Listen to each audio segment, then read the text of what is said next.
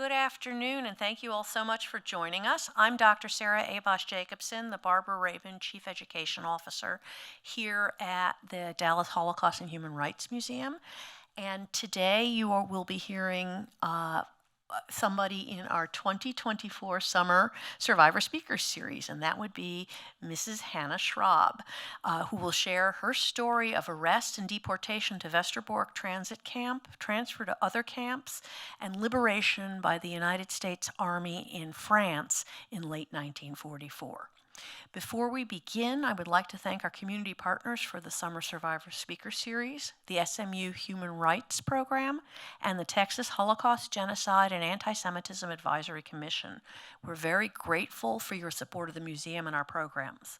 I would also like to extend a special welcome to our board members, and volunteers in the audience. We couldn't fulfill our mission without you, so thank you so much. If you're interested in becoming a member of the museum or a volunteer, please visit our website at dhhrm.org to learn more. We would love to welcome you. In just a moment, Hanna will share her story with you. Then we'll have time for questions and answers.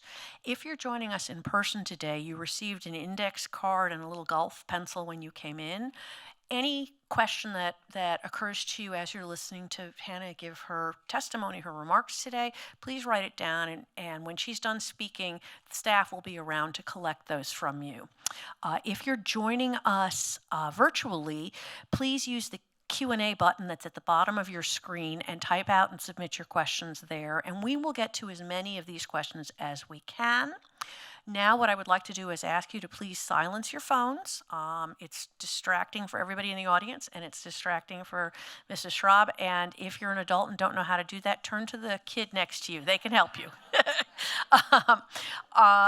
And other than that, please do not record Hanna's talk today. We are actually recording it. It's that green two little eye things back there. But so it will appear on our YouTube channel within the next several days, so you'll be able to watch it again if you'd like to do so. And it is now my great pleasure to turn things over to Hanna. Thank you so much, Sarah.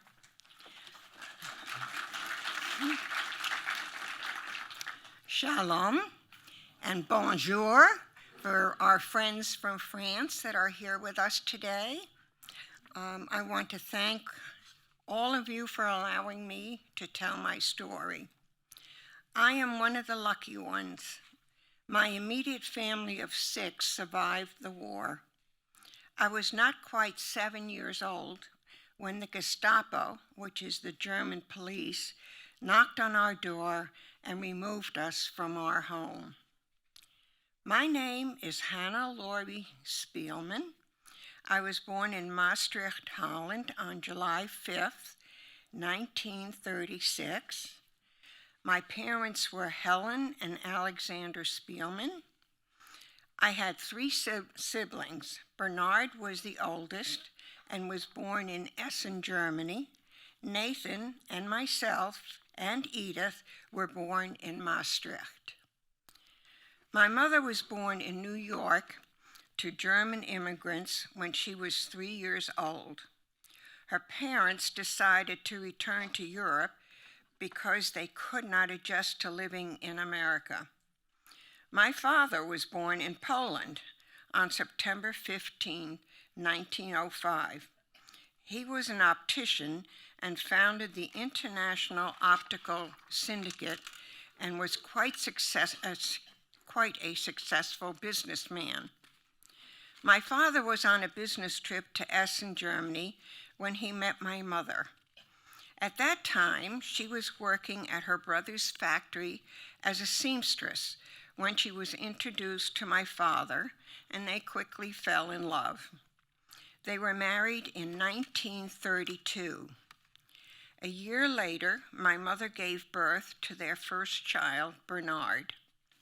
This was at the same time that Hitler became Chancellor of Germany in 1933, just a year after my parents were married. Life became very difficult for Jewish people.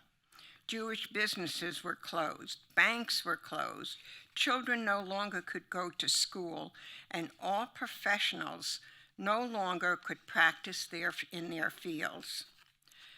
Along with my aunt and uncle, my parents saw the danger and decided to move across the German border to Maastricht, where they believed they would be safe. Here in Maastricht, I and 2 more siblings were born. Because of the change in American citizenship laws at that time, Nathan and I were granted American citizenship at birth because of my mother's citizenship. This law existed only for 6 years, and my 2 other siblings had to be naturalized when we came to the States. Our life in Maastricht was very normal and very happy. My father had a very successful eyeglass import business, and we lived in a beautiful home. In 1940, Hitler conquered Holland. We no longer were allowed to be outdoors without the Jewish Star of David. The patch was sewn to all our clothing. We were no longer allowed to have cars, telephones, and children were not allowed to attend schools, and life became very, very restricted. The only way to continue the education of Jewish children was privately by Jewish teachers. During an air raid with bombs and sirens in the background, my mother went into labor to give birth to her 4th child. At the hospital, nurses and doctors were frantically getting other patients down to the basement, leaving my mother all alone to deliver her baby girl. As danger continued to loom throughout Europe, my aunts and uncles decided to leave and were able to sail to the United States.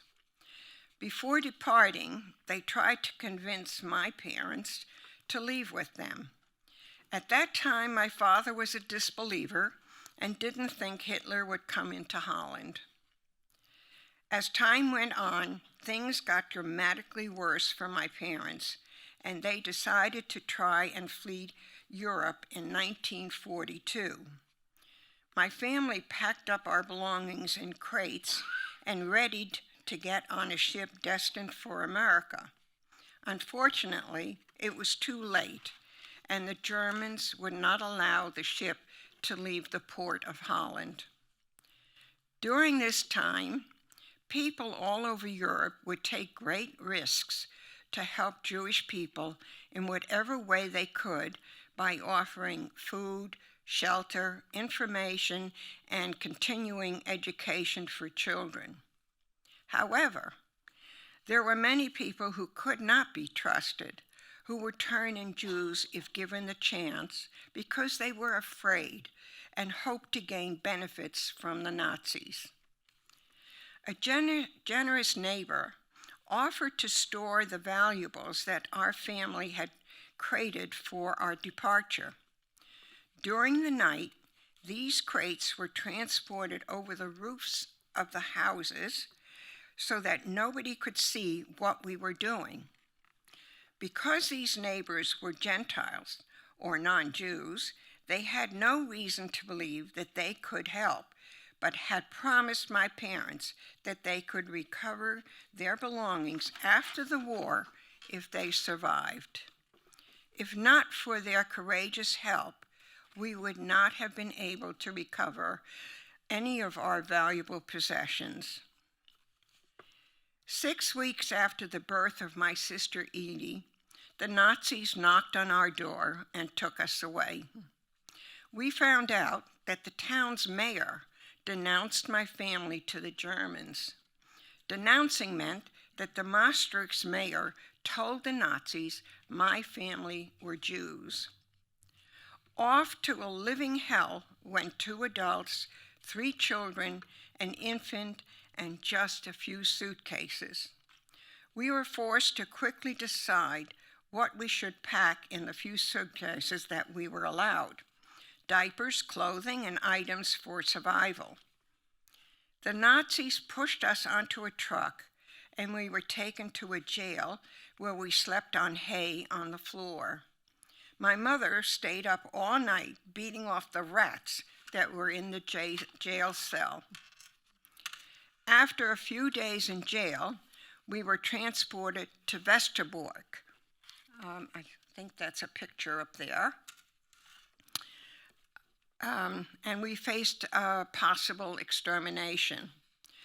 The purpose of Westerbork Transit Camp was to temporarily hold Jews awaiting deportation to any of the death camps in the East.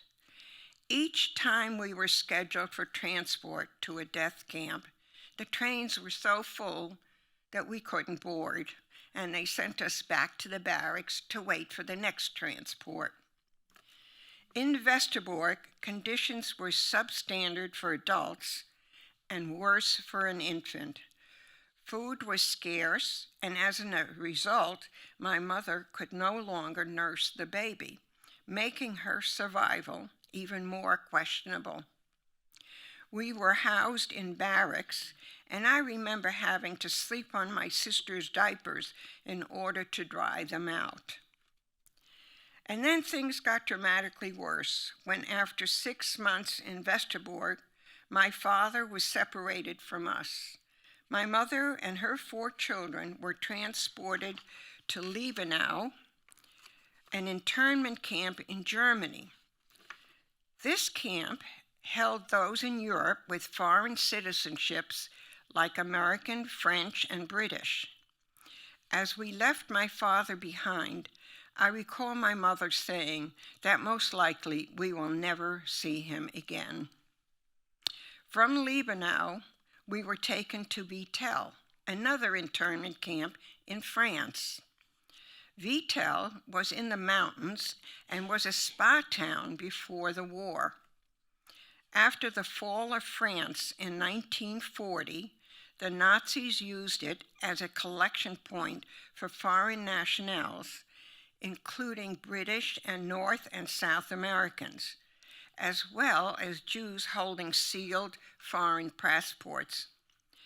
Officials in the Gestapo sought throughout the war to use these prisoners in exchange for German nationals held by Allied nations. However, in April 1944, as the war turned against Germany, orders were issued to arrest and deport stateless Jews and those holding papers from countries occupied by Germany. Jews holding papers from belligerent countries were also arrested and interned in France. On April 9, 1944, 137 Jews in Vittel were assembled and transported to Drancy, a transit camp with a similar purpose like Westerbork, and then to Auschwitz, where they were murdered.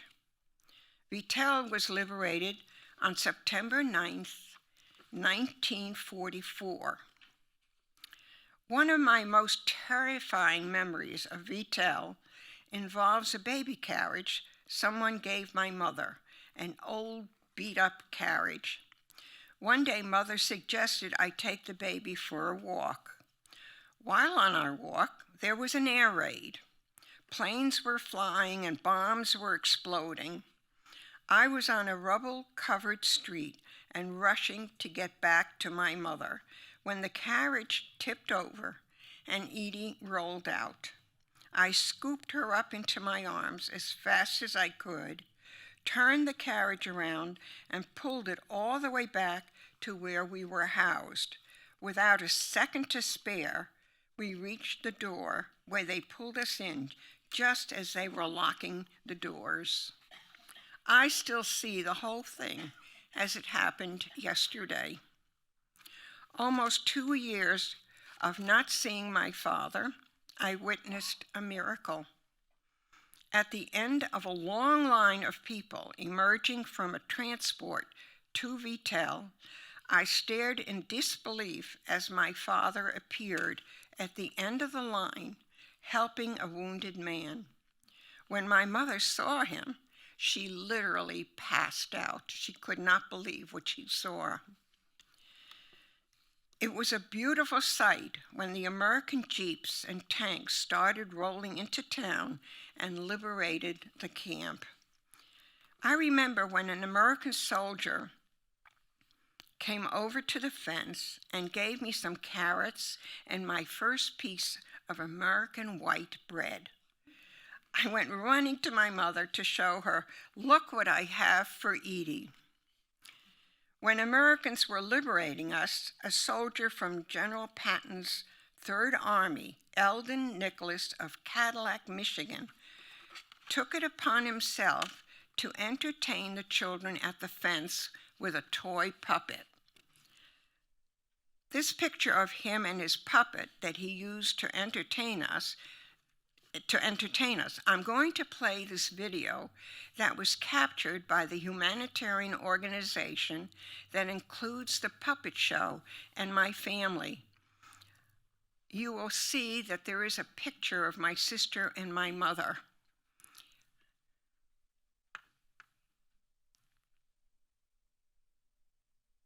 That's my sister.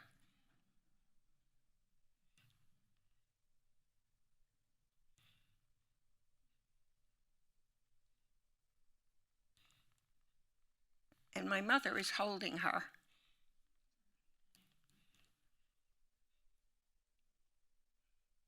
That's my mother and my sister.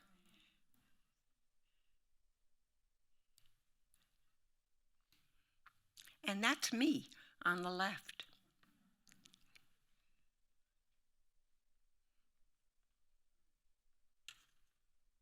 When we first saw this video, it was in my sister's house.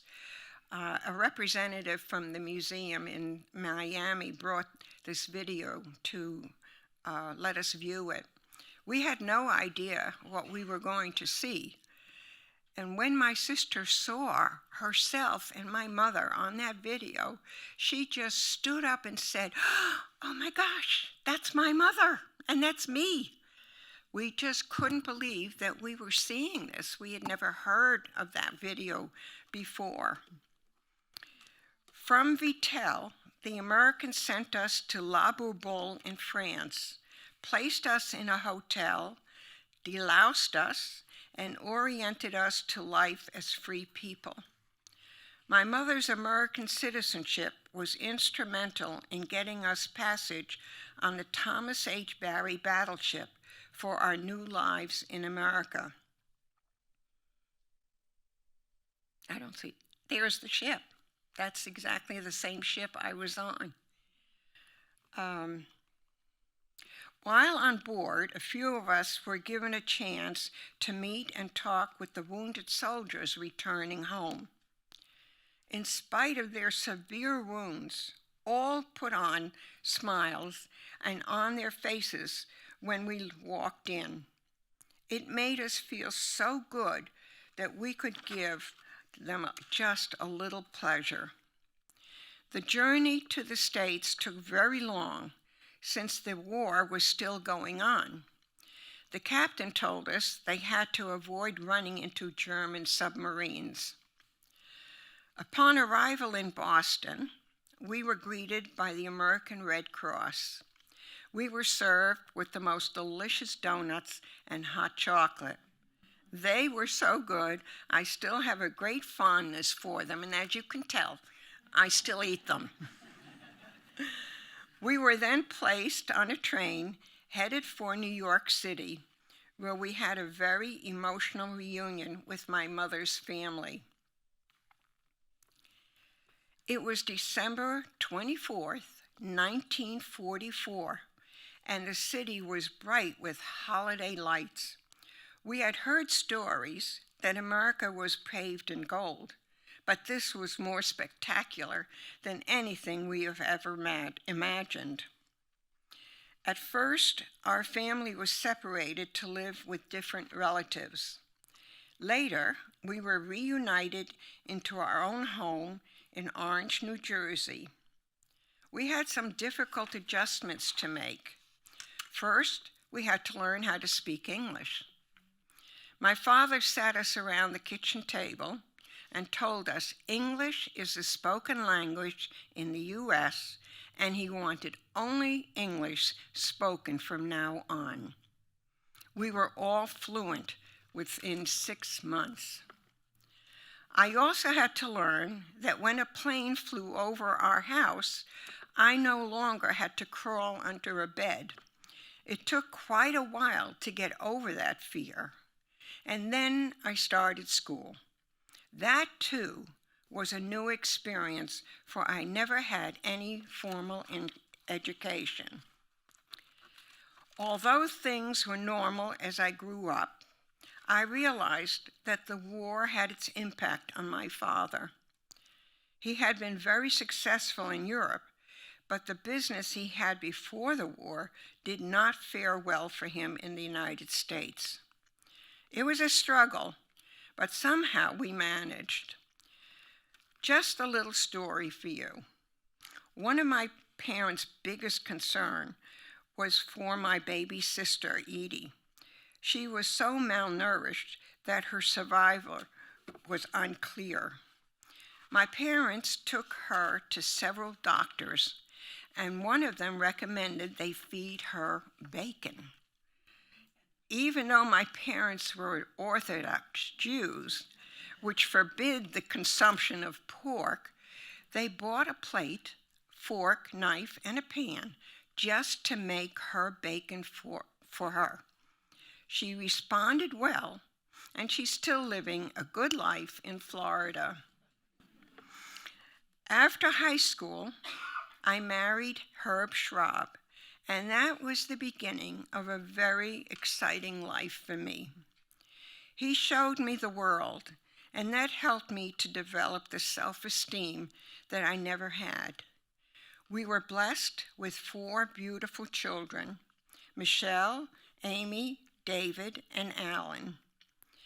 On our 10th anniversary, we had the opportunity to move overseas with 3 children to Breda, Holland, where Herb observed the construction of a new plastic factory being built by his boss, Joe Foster of Foster Grant. It was ironic that after 25 years, I was back in Holland. Who would have guessed? During our stay, we discovered that about 100 Jewish people had remained in Breda after the war. Since the synagogue had been destroyed in the war, they had no place to gather or to worship and were trying to reestablish their temple. Unfortunately, the Dutch government could not subsidize nor pay for the project. On one of our visits back to the U.S., Herb and I met with our rabbi to see if there were any foundations that might help to rebuild the temple that was lost. When Herb's boss, Joe Foster, got word of what we were trying to do, he called Herb into his office and proceeded to tell him that he would fund all the money. This was the highlight of our life. It meant so much to us to help those Dutch Jews have a place to pray again and to keep their Jewish community together. And if you see on the left, my husband is one of the people that is carrying one of the Torahs at the dedication.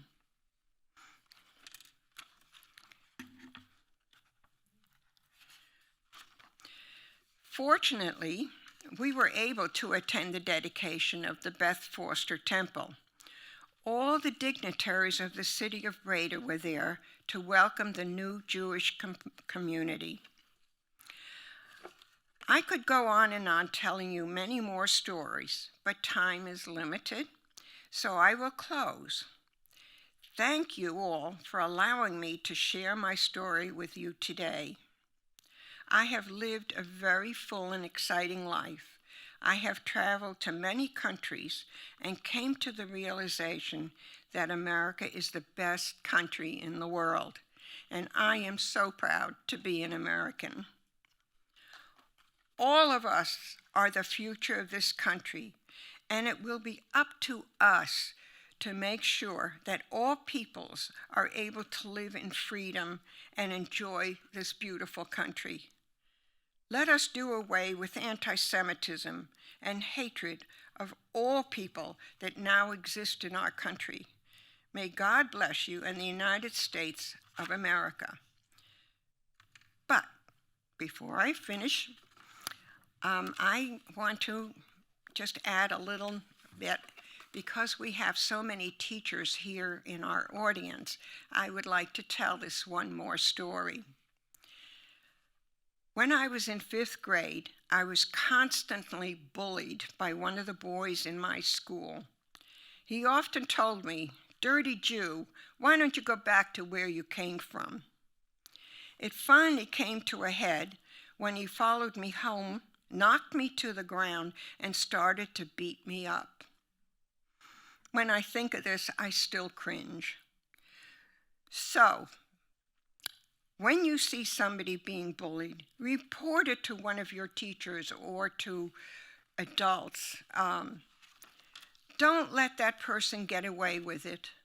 Over the years, I have experienced anti-Semitism, but not to the extent that it is happening here in America. Today, it is so sad that we have to fear going to the synagogue to worship and to endure hatred and violence all over again. It's up to you to stop it. Don't let it happen again. I want to thank the Holocaust Museum for keeping alive what happened during World War II and the Jewish people. It is so important to make people aware and to prevent history from repeating itself. Thank you. Thank you.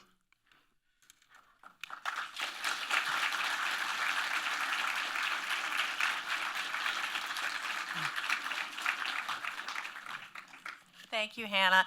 For those of you who have questions for your cards, just please hold it up in the air, and a staff member will be around. There are people down here in front, too. Staff members will be around to pick them up, okay? And I will start with some questions that have come in from visitors who are watching online. So, Hannah, you mentioned that your father didn't believe at first that Hitler would invade Holland. Was this a common sentiment in your family's community at the beginning of the war? Were they aware of what was happening to Jews in other countries?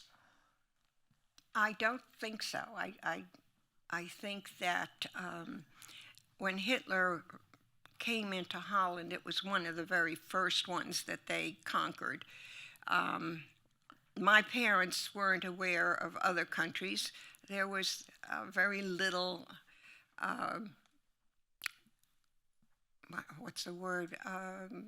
talked about in the communities. It did not come forward like they do today when we have television and all the reporters reporting on what's going on around the world. That didn't exist.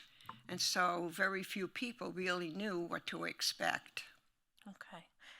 Have you returned to the site of Westerbork or any of the other camps you were taken to? No, I do not have that in me to visit them. I still see it very clearly in my mind, and I can't revisit that. Understood. How old were you when you arrived in America? Was school difficult for you because you were still learning English? Mm-hmm.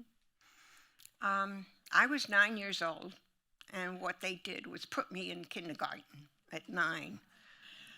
And I stayed there for about a month, and they saw that I was making progress. So they moved me into 1st grade, and I guess I stayed there for a couple of months. And then they moved me into 2nd grade, and before I knew it, I was in the right grade and graduated at the right time. Did you lose any extended family in the Holocaust? What happened to the rest of your community? Yes, I had an aunt that lived with us who I adored, and that was my father's sister. and she was taken about 6 weeks before we were taken, and she went directly to Auschwitz and was exterminated. Okay, and what about the rest of your community? So in the town that you had originally That lived I in? don't know of. Okay, all right. Was your family ever able to recoup the property that was stolen by your neighbors? Oh, it wasn't stolen. Okay. They offered to store it for my family, and they said that if you survive, it'll be here for you. So after we came to the States, my father arranged to go to Europe on the Queen Mary and went to Holland, and sure enough, all the crates were still there, and he arranged for them to be shipped to the States. Okay, nice. How old was Edie when you arrived in the U.S., and how long did it actually take for your sister, bacon and all, to recover? She was about 2.5 years old. Okay. And we had no idea that she would survive, because I remember playing with her, and I happened to touch her head and she turned blue and passed out. That's how weak she was. I don't recall how long it took, except that I remember smelling all that bacon and I wanted it too. This is from one of our youngest audience members here today. In your family, and they want an honest answer, who was the first or the best English speaker after your father said that everybody had to learn to speak English? We were all fluent within 6 months, Okay. including my parents. Wow. And at some point, I don't even remember my father having an accent. So we learned fast because we were made to speak English. We could not go back to our original languages. And the only time that I heard my parents speak in another language was when they didn't want us to understand. Okay.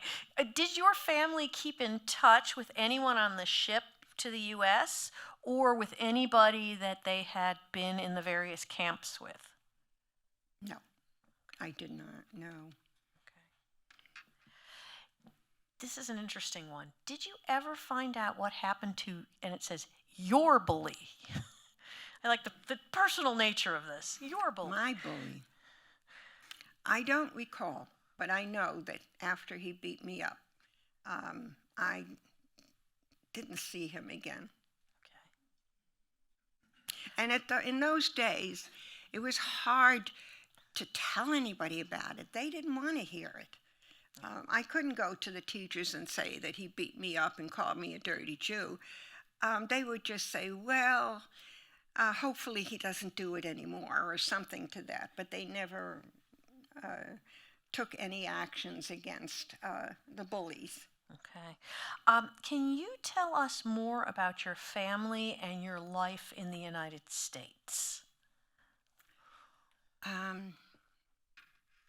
Well, my oldest brother went to Brandeis University, and then went to the seminary and became a conservative rabbi. My other brother, he had a very hard time, and at the age of 42, he passed away. Sorry. And then, of course, there's me. You see, I survived. And of course, my sister as well. Okay. And she was assistant registrar of Rutgers University for 25 Nice. years. Yeah. Okay, very nice. When did you move to Dallas, and how did you get involved with the museum? Oh. I moved to Dallas 3 years ago, and I moved here from Florida because it was during the COVID, and I was locked up in my house for over a year. I didn't talk with anybody. I didn't see anybody. All the activities in my community were canceled, and it was just awful. And I happened to talk to my son here in Dallas, and I said, David, I really don't feel alive anymore. I'm just existing. And he listened to me, and then the next day he called me and he says, you know, Mom, you need a change. And I think I found the right place for you. And that was the Legacy Midtown Park. I put my house up for sale, and I moved to Dallas, and unfortunately, the Legacy wasn't completed at the time, so I spent 3 beautiful months with my son and daughter-in-law. It was just fantastic being so close to my son again. Very nice. Okay. This guest would like to know if you have forgiven the mayor who betrayed you and your family. I never thought of it, really. How can you forgive somebody? You can forgive, but you cannot forget. Okay. All right. Your various experiences affected your Jewish belief? How you believe, how you worship, those kinds of things? No. It made me stronger. It made me proud to be a Jew. I lived a life of a Jewish person and also with my family. And I couldn't think of being anything else but a proud Jew. Okay. Do you still have any family in Holland that you keep in touch with? And do you still speak any Dutch at all? Yeah. I do not have family in Holland, but I can tell a little story of when we lived in Holland. We went with 3 children to Holland, and they all learned how to speak Dutch fluently. They went to Dutch schools. And one day, my husband said to me, let's take a ride to Maastricht and see if your house is still standing. So we get in the car, and on the way, he said, I want you to describe to me how you remember that house. So I gave him a detailed description of every room in that house as I thought I remembered it. We get there, and sure enough, it's still there, and we knocked on the door, and this lovely young woman answered, and I told her who I was. And she said, oh, come in. I think I remember your parents. And she served us some coffee, and we talked. And then she said, would you like to take a tour of the house? And she let my husband and myself roam through the house without her.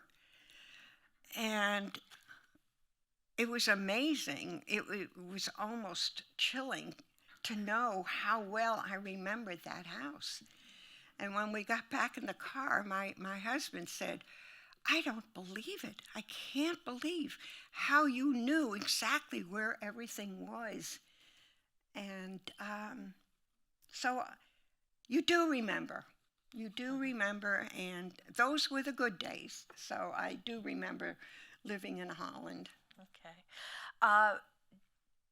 Did your parents share with others about their experiences during the Holocaust, similar to what you're doing today? Absolutely not. Once we came to the States, it wasn't spoken of whatsoever, Okay. including my siblings and myself. And when I moved to Virginia Beach, somebody had told a member of the Holocaust Museum. No, it wasn't the museum. It was a memorial group that I was a survivor. And all of a sudden, I got invitations, and then I started to talk into schools as well in Virginia Beach. And then I moved to Florida, and I started speaking in Florida. while I was in Norfolk, they produced a book called To Life, and it is available if anybody cares to read it, but it was a book of all the survivors in that area, and they did a little bit history on each one, and I'm in that book. So when I came one Thanksgiving my whole family always gathered at my son's house for Thanksgiving. We all flew in from all over the country. And after dinner, we were all sitting at this very long dinner table. And I said to the children, I would like to read this story. And I opened up the book and I read that whole story. And there was dead silence for a little while. And then my granddaughter got up from her chair, came over to me, put her arms around me, crying, saying, Grandma, I had no idea that you went through all that. And that's when I decided I'm not going to stay silent any longer, that I would do whatever I can to keep this memory going. And hopefully these talks will help some people to realize that you can't let this happen again. Which is a segue into the two final questions. So the first question, one guest wants to know if you think the Holocaust could happen again. Absolutely. Okay. I feel that I was afraid that was going to be your answer. I feel that I'm witnessing it happening right here in our country. And it scares me. Okay.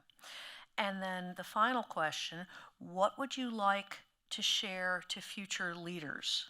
So to the young people in this audience, what would you like them to take away? I want them to take away that it wasn't Hollywood propaganda. It's real. It happened.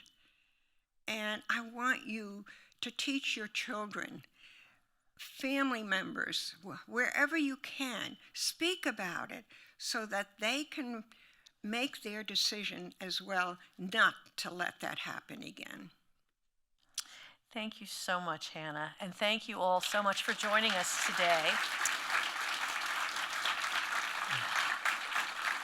Our next survivor speaker will be Phil Glaubin, who will be sharing, he's a second-generation survivor, so he will be sharing his father, Max Glaubin's testimony. Max was one of the founders of this museum. For those of you who have done Dimensions in Testimony, our holographic theater, you may have done Fridays with Max, and Max was a Warsaw Ghetto survivor. That will be Friday, July 26th, right here.